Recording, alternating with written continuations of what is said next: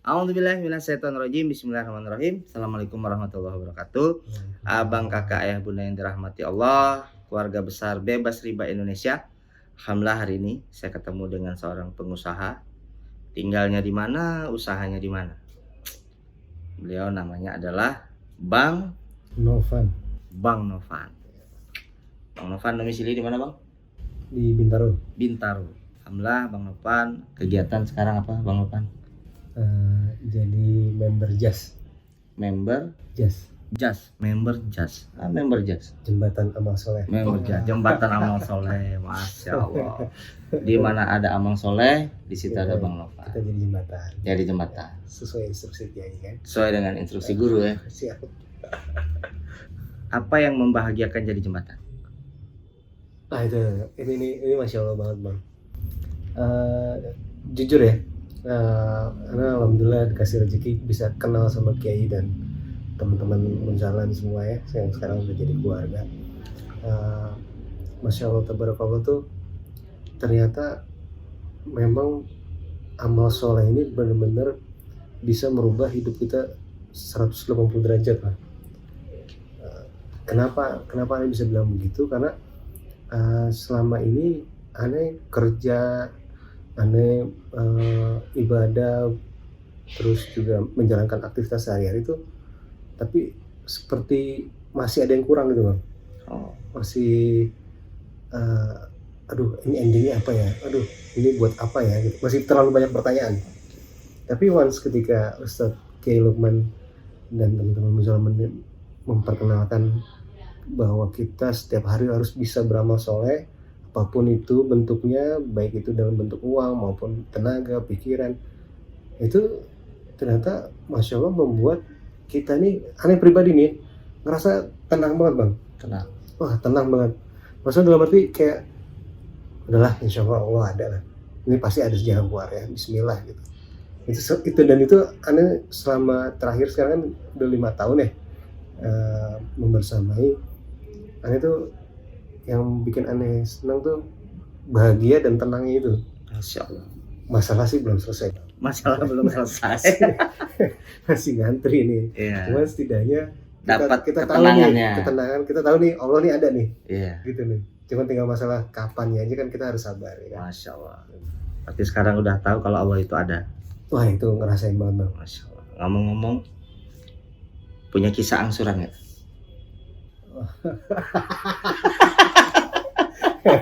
Ini berat nih pertanyaan ini. Berat.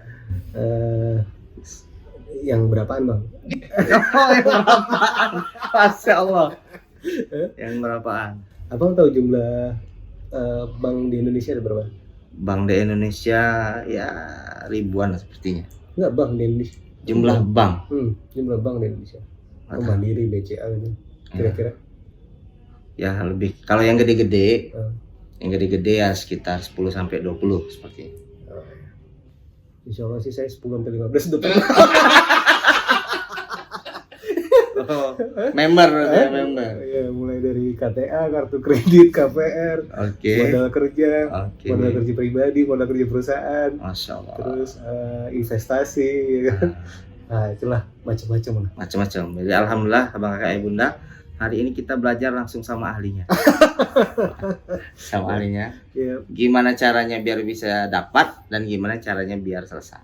kadang-kadang manajer bank sama aneh lebih paham aneh cara kerja bank. Pak, cara nge-reviewnya salah gitu ya. Iya. Masya Allah.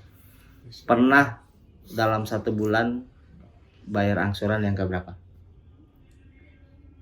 Dulu tuh paling top banget tuh yang bikin pusing banget tuh sekitar 1,5 sebulan bang.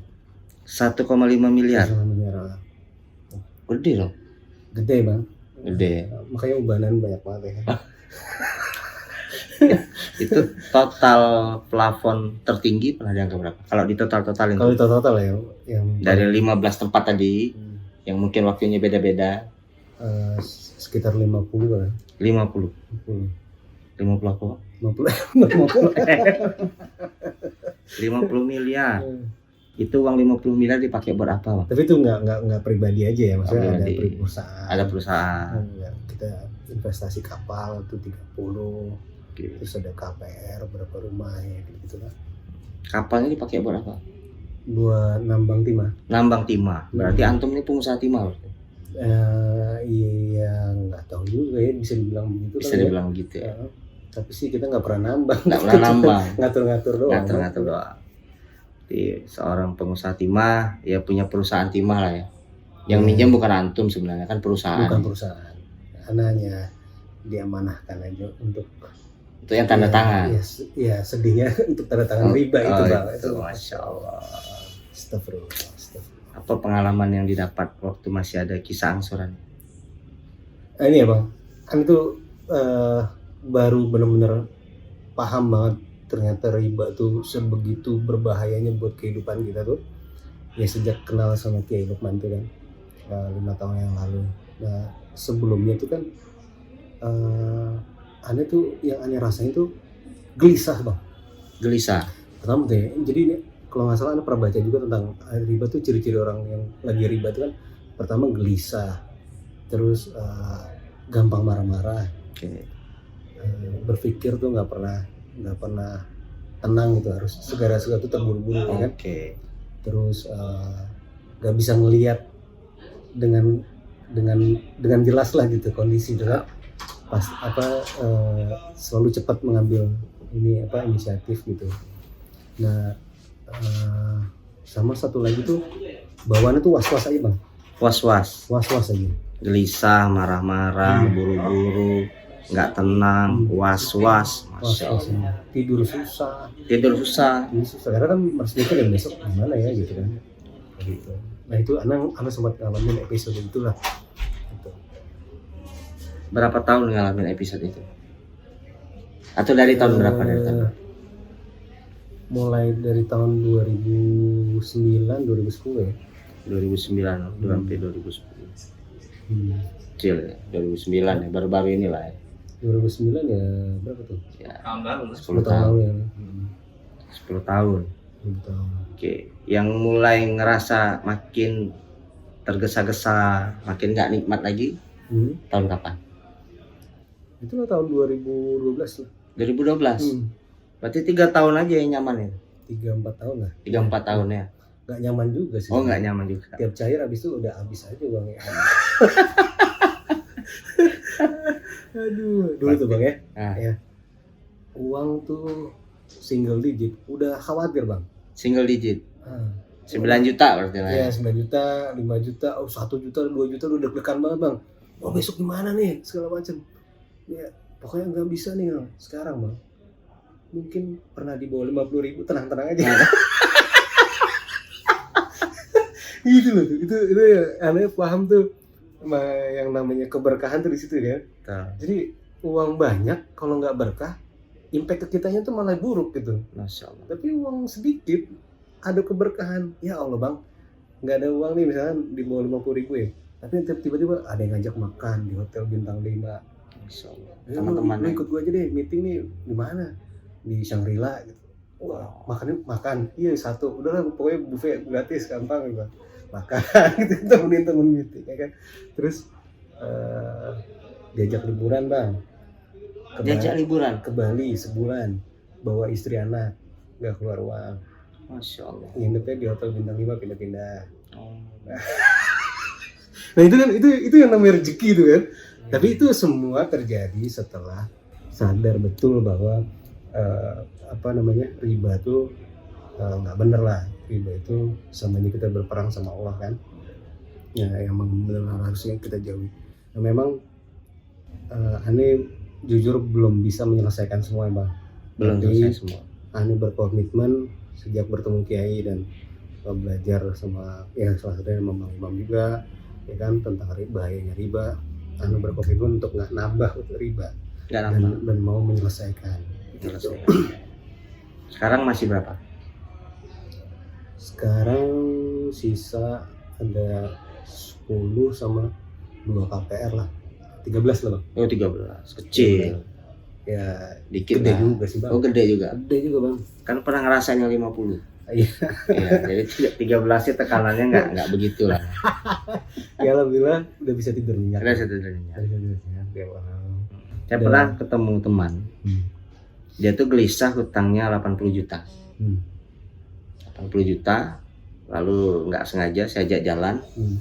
Silaturahmi ke teman saya yang satu lagi yang Hmm. lagi nunggak juga. Hmm. Ketika kita ngobrol bertiga, teman saya yang satu lagi nih heran, Mas kok diam aja? Ya bang, lagi nggak bisa bayar utang kata dia. Hmm. Emang utang antum berapa katanya? 80 juta nih yang nunggak. Udah santai kata teman Ana. Nggak bisa gitu lah bang kata Ana bilang kan. Gimana santai orang dia lagi nggak bisa bayar. Ana nih 1,2 M kata. Habis itu teman Ana yang tadi merengut langsung senyum. Kenapa? Karena dia ketemu pembanding. Jadi kalau antum mau sering tersenyum, cari teman yang angkanya lebih tinggi dari 13 M. Oh enggak bang, ada cara lain bang. Oh ada cara lain? Jadi dekatilah sahabat-sahabat soleh Oh Masya Allah. yang berlomba-lomba dalam kebaikan. Soalnya kita akan tersenyum setiap hari. Nggak perlu cari pembanding yang sama. Pembanding bang. Masya Allah. Ada yang lunas nggak baru-baru ini? Nah ini bang, Masya Allah bang. Jadi yang dibilang COVID bencana nasional buat Anda justru malah kebahagiaan buat Anda dan perusahaan. tapi bukan virusnya kan? Bukan virusnya, virusnya. tapi karena COVID inilah akhirnya kita dapat perhatian. Gitu loh. Oh. Jadi kan kita ada kredit kapal timah, ya kan. Kalau dibunga-bungain segala macam tuh totalnya itu ada 25 lah sisa. 25 M. Kalau salah. Terus ya karena kami bermasalah sempat nggak kerja hampir setahun kan. Terus kita mulai COVID lagi segala macam. Akhirnya ada yang namanya restructuring bang. Oke. Restruktur diperpanjang. Tapi bukan diperpanjang, tapi ini lebih kepada konsep serah terima. BAST. Oke. Berita acara serah terima jaminan. Iya. Jadi kita serahin ke banknya, tapi kapal masih kita kelola. Oke. Berarti antum dari orang yang semula jadi tercatat sebagai pemilik dan berhutang sekarang jadi hanya operator. Pengelola. Berarti sudah tidak ada tanggung jawab sama hutang. Tidak ada tanggung jawab. Dan itu dengan bank. Nah, Anda kan setengah nggak percaya kan, Bang? Bisa Anda minta tolong teman buat Slik OJK sekarang ini namanya. Ya, Slik OJK. Kata Raul memang benar itu tulisannya lunas. Lunas. Dan kapal masih dalam penguasaan Anda masih ngoperate, Anda masih dapat income. Nah ini satu hal yang ini kenapa kita ya Bang Imam juga sering ingetin kan, perhatikan akad gitu. Ya. Karena kalau akadnya udah salah, ke belakangnya salah. Kalau akad udah benar, ke depannya pasti bakal benar gitu kan. Nah, berjalannya dengan adanya serah terima aset itu, habis itu nggak lama saya itu dapat investor bang, orang Thailand. Nah masuklah dia tuh invest, kapal kita dirapiin segala macam plus modal kerja. Tapi ini berjalan nih 3 bulan operasi nggak berhasil juga bang, terus sempat berhenti lagi nih kan. Kita bingung lagi apalagi yang kurangnya salah lagi ya. Terus habis itu masuk bang investor baru yang dia ini pengusaha di Indonesia nih. Yang tadi kan investor yang pertama kan orang Thailand. Yang kedua ini orang Indonesia, dia pengusaha besi. Memang orang dagang lah, dan dia tuh memang gak pernah minjem ke bank. Masuknya lebih kecil daripada investor yang pertama. Pas dia masuk, cuman selang perbaikan 2 minggu kerja, hasil bang. Masya Allah. Net profit. Seumur aneh bisnis dari tahun 2010 timah nggak pernah net profit bang. Mereka itu net profit. Itu Masya Allah banget bang. After tax. After tax. Bisa bagi-bagi lah gitu. Nah, positif gitu kan. Terus akhirnya kita rutinkan. Selama ini kan waktu itu kan JO itu kan posisinya aneh sebagai pemilik kapal, investor tuh yang modalin kan. Ya. Nah, jadi kan aneh pasif sebenarnya kan. Betul. Tapi nggak berhasil nih kan, kenapa gitu. Habis itu sejak uang yang investor yang kedua masuk, yang dari pedagang pengusaha besi itu masuk, terus aneh tuh intens ketemu tuh sama yang CEO, intens ketemu seminggu sekali segala macam. Kita rutin ketemu nih, akhirnya baru tercetus cerita bahwa si investor Thailand yang pertama itu adalah dia menjaminkan rumahnya sama rentenir dengan bunga sekian persen, dan dia sekarang nuntut tiap bulan kita harus bayar bunganya dia sekarang. Wah, kita kan kaget, tapi kita kontemplasi kenapa selama ini kapal ini jalan nggak pernah berhasil. Betul. Nah, ternyata setelah kita tahu itu, akhirnya kita semua berkomitmen bahwa nggak bisa nih, kita harus bersihin semua ini, akad semua udah bagus ya kan, ini yang kedua juga, investor yang kedua udah bagus, kita harus berkomitmen untuk nyelesain yang pertama. Ya. Nah, ketika kita berkomitmen semuanya untuk nyelesain yang pertama, Masya Allah Bang, itu hampir 2 kali lipat lagi pendapatannya. Jadi ini membuktikan bahwa ketika akad itu sudah diperbaiki dengan benar sesuai dengan syariat Islam, ternyata Allah tuh membersamai gitu. Ya. Dan akhirnya itulah muncullah keberkahan ya, salah satunya dengan keberhasilan dari usaha kita. Jadi ini sebenarnya bukan aneh yang berhasil gitu, tapi Pertolongan Allah turun karena kita udah menjalankan syariatnya. Ya, jadi abang kakak bunda dalam muamalah itu 2 yang diperhatikan. Yang pertama akad. Akadnya betul, segala macam betul. Yang kedua adalah adab. Jadi adab di antara orang yang berakad juga penting. Sering koordinasi, lalu sering sharing, saling tahu bagaimana kondisinya. Bila mana ada masalah, diselesaikan secara bersama-sama dengan penuh kesadaran, tanpa ada tekanan dan segala macam. Karena dalam salah satu hadis yang saya pernah baca, aku jadi pihak yang ketiga ketika ada 2 orang muslim yang sedang bersirkah, selama masing-masing orang ini menjaga amanahnya dan tidak berkhianat. Betul. Nah, itu indahnya sirkah. Allah jadi orang yang ketiga, yang penting salah satu harus jaga komitmen. Ditambah lagi sumbernya baik, insya Allah berkah. Insya Allah jadi wasilah yang 13M tadi selesai. Amin. Ini anak merasakan impactnya luar biasa banget. Pokoknya intinya jangan pernah punya pikiran untuk lari dari masalah. Ya. Kita harus tetap bertanggung jawab, terutama bagi teman-teman yang berhutang dengan pribadi ya, dengan pribadi itu harus dihadapin. Memang diantara kalau bikin perbandingan punya utang sama pribadi sama punya utang dengan institusi, masih mending kita utang dengan institusi. Ya. Karena kita ada sistem lah, gitu kan. Nggak ada beban modal juga. Kita ketemu ini, ntar ketemu lagi sama yang atasannya. Tapi dengan personal itu memang main perasaan, main perasaan, belum maki-makian dan segala macam. Tapi kita harus terima, dan kita harus cerita apa adanya, jangan pernah ditambah-tambahin. Kalau memang kita sanggup bayar, kita janjikan boleh. Cuman kalau memang kita benar-benar belum bisa bayar, jangan janjiin apa-apa. Cuma bilang, saya memang benar-benar lagi nggak mampu, tapi saya sedang ikhtiar ini, mohon doanya. Lebih baik begitu ya Bang ya, daripada kita ya insya Allah deh tanggal sekian, akhirnya orang berharap datang kita nggak bisa bayar, kecewa. Lebih baik kecewa di depan tapi dia udah siap gitu. Nah, dengan apa yang saya kerjakan itu Bang, jadi ngabarin orang yang minjemin sebelum waktunya, saya kabarin kondisi saya sekarang segala macam, sampai pernah juga ada debt collector itu juga, wah awalnya udah maki-maki segala macam, tapi akhirnya kami bersahabat Bang. Akhirnya bersahabat karena dia senang lah saya tuh ini, sampai akhirnya saya selesai dengan urusan dengan debt collector tersebut. Saya selesai bersahabat, ujung-ujungnya ya justru dia malah minta pertolongan dari kita. Gantian gitu. Jadi akhirnya ya semua itu bisa selesai karena kita berusaha untuk tanggung jawab dan tidak lari dari permasalahan. Amin. Apa tips dari Bang Novan menyelesaikan yang banyak-banyak tadi, yang boleh di-sharing ke abang kakak ibunda sekalian? Ya itu sih, Muhammad ayat 7 ya. Surat Muhammad ayat 7 ya. 47 ayat 7.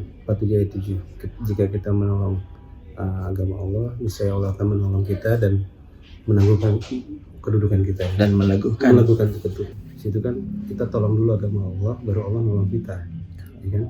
Kita tolong agama Allah itu dalam arti ya kita berbuat baik, beramal soleh untuk orang-orang yang terutama yang sudah disebutkan di dalam Al-Quran ya, ada anak yatim, duafa, ya kan, orang tua. Nah itu yang kita harus fokuskan dulu.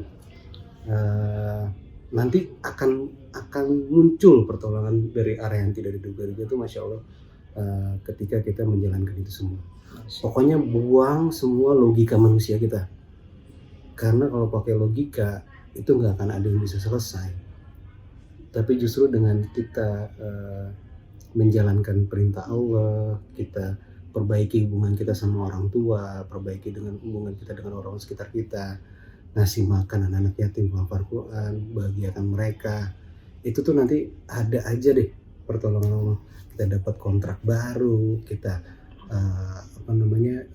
dapat rezeki tiba-tiba ya, kita nggak tahu, warisan lah, apalah yang Proyek jangka pendek, jangka pendek ya kan, atau mungkin ada orang baik yang mau menyelesaikan utang kita, terus kita dikasih ngebalikinnya dalam kondisi seringan-ringannya, kita kan nggak tahu ya gitu. Banyak hal kayak gitu, dan tetap terus berbuat baik lah intinya tiap hari. Amin.